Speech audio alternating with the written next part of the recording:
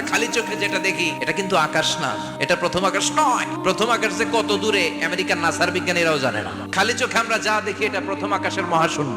প্রথম আকাশের মহাশূন্যকে আল্লাহ এই তারকা দিয়ে বিউটিফাই করেছেন। It's a candle. এর অনেক অনেক অনেক উপরে প্রথম আকাশ, এরপরে দ্বিতীয় আকাশের মহাশূন্যের স্তর শুরু, এরপরে দ্বিতীয় আকাশ, তারপরে তৃতীয় আকাশের মহাশূন্যের স্তর শুরু, তারপরে তৃতীয় আকাশ।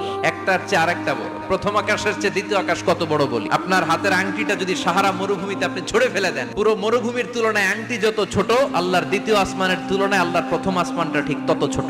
সূর্য দেখে আমরা অবাক হয়ে যাই, 9,30,00,000 মাইল দূরে। এই পৃথিবীর চেয়ে 13 লক্ষ গুণ বড়। এটার সানশাইন, আলো আসতে পৃথিবীতে 8 মিনিট 18 সেকেন্ড লেগে যায়। আমরা মনে করছি সূর্যই বড়। যেই সূর্য পৃথিবীর চেয়ে 13 লক্ষ গুণ বড়, ব্যাটেলজিউস নামে একটা তারা আছে, ওটা সূর্যের চেয়ে 33 কোটি গুণ বড়।